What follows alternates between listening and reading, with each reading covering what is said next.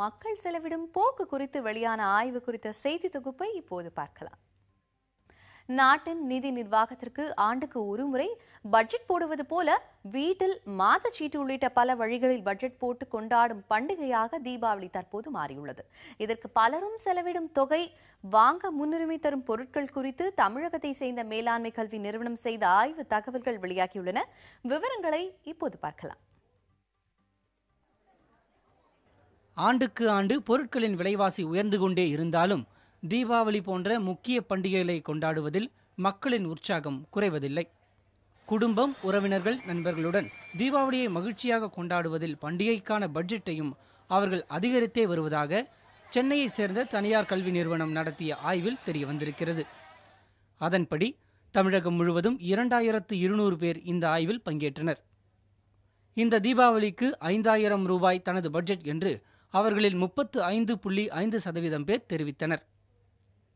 15,000 வரை செலவழிப்பதாக கூறியவர்கள் 45% பேர்.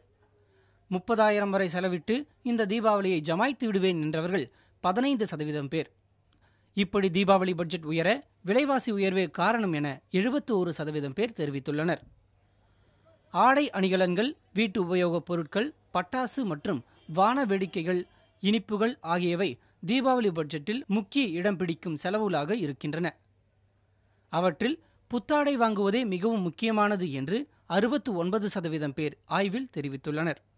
28% பேர் ஆமாம், பண்டிகை என்றாலே புதிய துணிமணிகளே முக்கியம் என்று கூறியுள்ளனர்.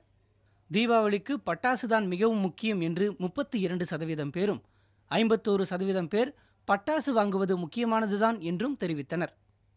ஆய்வில் பங்கேற்றவர்களில் 17% பேர் தீபாவளிக்கு பட்டாசு முக்கியமல்ல என்றதுடன் அதே அளவிலான நபர்கள் தீபாவளிக்கு நகைகள் வாங்குவதே முக்கியம் என்றனர். தீபாவளிக்கு குடும்பத்தோடு அசைவ உணவை ஒரு பிடி பிடிப்பதுதான் தனக்கு பிடிக்கும் என்றவர்கள் 35% பேர். புத்தாடை வாங்குவதில் குழந்தைகளுக்கே முக்கியத்துவம் அளிப்பது 45%-னரின் கருத்தாக இருக்கிறது. கணவன், மனைவி, குழந்தைகள், வயதான பெற்றோர் என ஒட்டுமொத்த குடும்பத்துக்கும் புதிய ஆடைகள் வாங்குவதை 26% பேர் முக்கியமாக நினைக்கின்றனர்.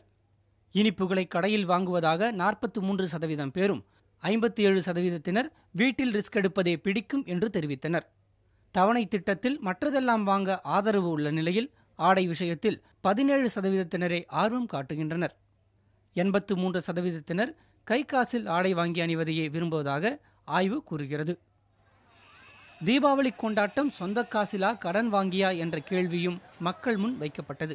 அதில் 85%-னர் சொந்த வருமானத்தில் இருந்து செலவழிக்க விரும்பியதாக கூறிய நிலையில் 15%-னர் கடன் வாங்கியாவது கொண்டாடிவிட விருப்பம் தெரிவித்தனர். எனவே அனைவருமே முக்கிய தருணமாக கருதும் இந்த தீபாவளியில் அவர்களது மகிழ்ச்சி என்றும் மத்தாப்பாய் ஜொலிக்க வேண்டும். புதிய தலைமுறைக்காக பாஸ்கரன்.